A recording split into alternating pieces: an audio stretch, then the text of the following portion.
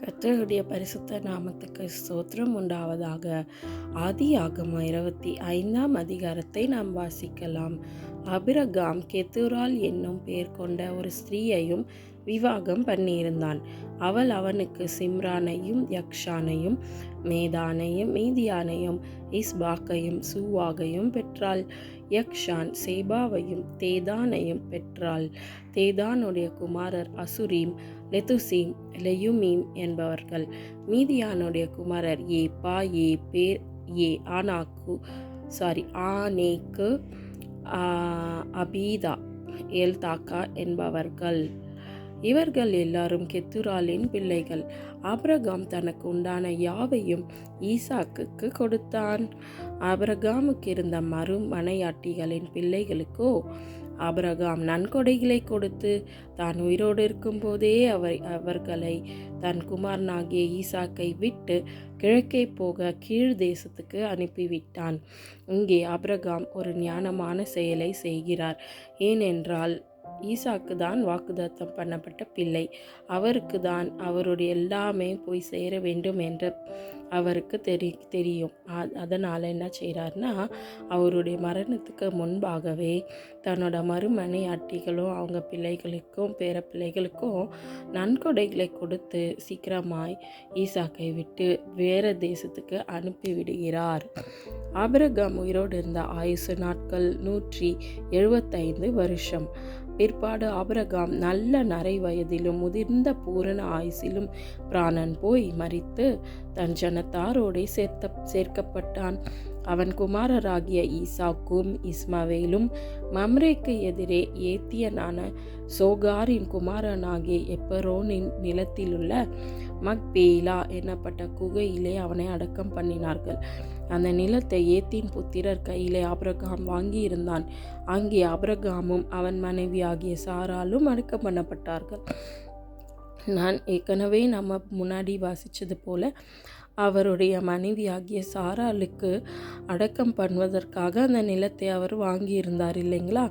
அதே நிலத்தில் அவரும் கூட ஈசாக்கும் அவங்க மகன் இஸ்மவேல் 2 பேரும் சேர்ந்து அவரை அங்கே அடக்கம் செய்கிறார் என்று பார்க்கிறோம்.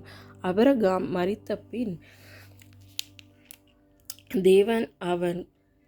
தேவன் அவன் குமாரனாகிய ஈசாக்கை ஆசீர்வதித்தார்.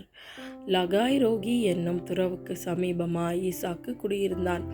இந்த துறவு பேர் உங்களுக்கு ஞாபகம் இருக்குங்களா? ஒரு வாட்டி ஆகார் வீட்டை விட்டு வெளியே போகும்போது தண்ணீர் இல்லாமல் அலையும் பொழுது அந்த இடத்துல கர்த்தர் அவங்க கதறலை கேட்டு அங்கே ஒரு துறவை ஏற்படுத்தினார். அப்பொழுது என்னை காண்கின்ற தேவன் என்று சொல்லி லகாய்ரோகி அப்படின்னு அவங்க பேர் வச்சாங்க இல்லையா? அந்த இடத்த தான் இங்கே எழுதியிருக்காங்க.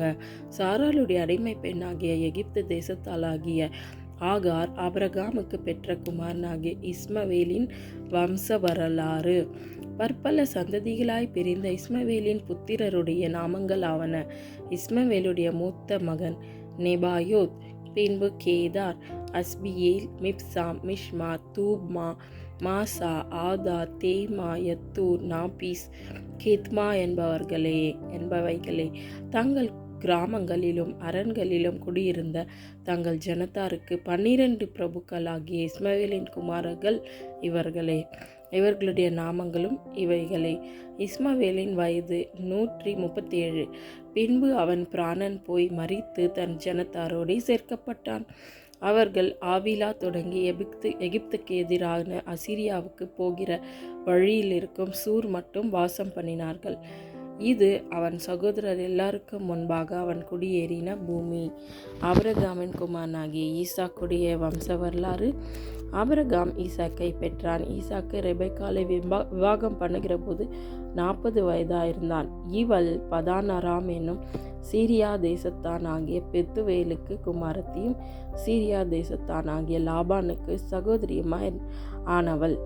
மலடியாயிருந்த தன் மனைவிக்காக ஈசாக்கு கர்த்தரை நோக்கி வேண்டுதல் செய்தான். கர்த்தர் அவன் வேண்டுதலை கேட்டருளினார். அவன் மனைவி ரெபெக்காள் கர்ப்பம் தரித்தாள். இங்கே பார்க்குறோம், சாராளுக்கும் கூட பல வருஷமாய் குழந்தை இல்லாமல் கர்த்தர் ஆசீர்வதித்து குழந்தைய கொடுத்தாரு. இங்கே பார்த்திங்கன்னா ரெபேக்காலுக்கும் அதே ப்ராப்ளம் இருக்கிறத நம்ம பார்க்குறோம்.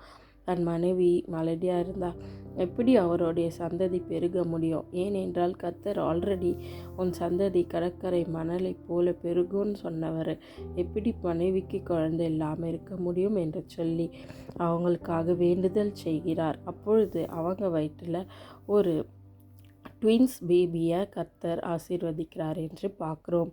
அவள் கர்ப்பத்திலே பிள்ளைகள் ஒன்றோடொன்று மோதிக்கொண்டிருந்தன. அப்பொழுது அவள், இப்படியானால் எனக்கு எப்படியோ என்று சொல்லி கர்த்தரிடத்தில் விசாரிக்கும்படி போனாள். அதற்கு கர்த்தர், 2 ஜாதிகள் உன் கர்ப்பத்தில் உண்டாயிருக்கிறது, 2 வித ஜனங்கள் உன் வயிற்றிலிருந்து பிரியும். அவர்களில் ஒரு ஜனத்தார் மற்ற ஜனத்தாரை பார்க்கிலும் பலத்திருப்பார்கள், மூத்தவன் இளையவனை சேவிப்பான் என்றார். ஸோ இவங்க போயிட்டு கர்த்தரிடத்தில் விசாரிக்கிறாங்க. அப்போது அழகாய் கர்த்தர் எக்ஸ்பிளைன் பண்ணுறாரு, 2 பிள்ளைகள் மாத்திரமில்லை, இவர்கள் 2 ஜாதிகள் என்று சொல்லி. பிரசவ காலம் பூரணமான போது அவள் கர்ப்பத்திலே 2 பிள்ளைகள் இருந்தது. மூத்தவன் சிவந்த நிறமுள்ளவனாயும் சர்வாங்கமும் ரோம அங்கி போர்த்தவன் போலவும் வெளிப்பட்டான். அவனுக்கு ஏசா என்று பெயரிட்டார்கள். பின்பு அவன் சகோதரன் தன் கையினாலே ஏசாவின் குதிங்காலை பிடித்து கொண்டு வெளிப்பட்டான். அவனுக்கு யாக்கோபு என்று பெயரிட்டார்கள். இவர்களை அவள் பெற்றபொழுது ஈசாக்கு 60 வயதாக இருந்தான். ஸோ ஏசாவும் யாக்கோபும் இந்த இடத்துல பிறக்கிறத நம்ம பார்க்குறோம்.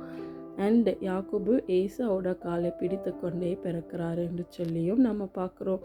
ஸோ இவங்க இதை எப்போதும் மனதில் வச்சுருந்தாங்க.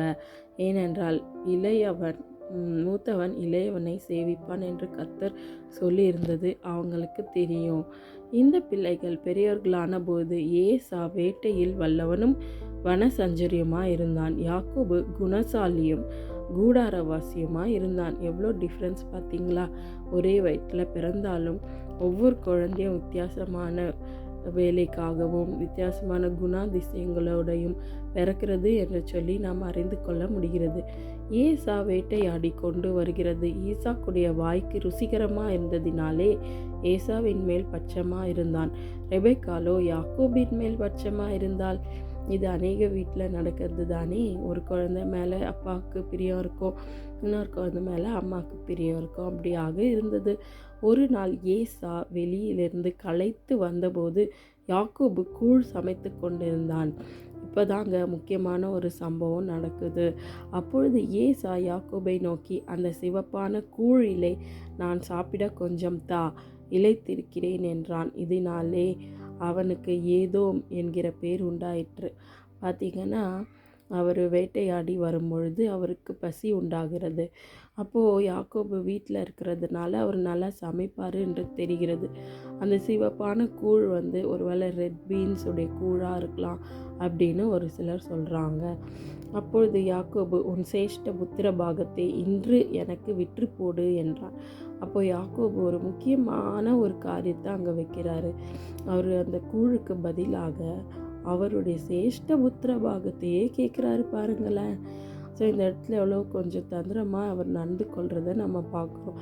ஆனால் ஏற்கனவே கர்த்தர் என்ன சொல்லியிருந்தார்? பிறக்க முன்னாடியே மூத்தவன் இளையவனை சேவிப்பான் என்று சொல்லி. ஆனால் இங்கே என்ன நடக்கிறது?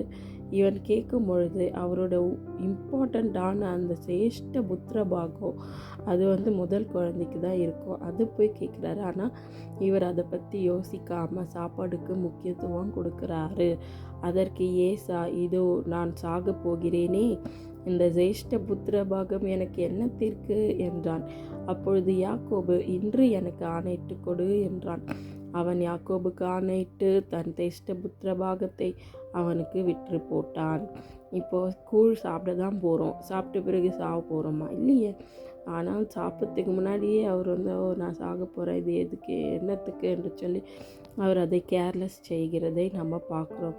நம்ம பசியாக இருந்தாலும் சரிங்க, எல்லா நேரத்துலையும் கர்த்தர் நமக்கு என்று கொடுத்திருக்க அந்த சேஷ்ட புத்திர பாகம் கர்த்தரோட பிள்ளை என்கிற அந்த நிலையை நம்ம ஒருபோதும் எண்ணத்துக்காகவோ விட்டு கொடுக்கக்கூடாது. கலருக்காகவோ டேஸ்ட்டுக்காகவோ உலக காரியங்களுக்காகவோ நம்ம ஆண்டவருக்குள்ளே இருக்கிற அந்த நிலையை நம்ம கடவுளோட பிள்ளை என்ற காரியத்தை ஒருபோதும் மறக்கவோ விட்டு கொடுக்கவோ கூடாது.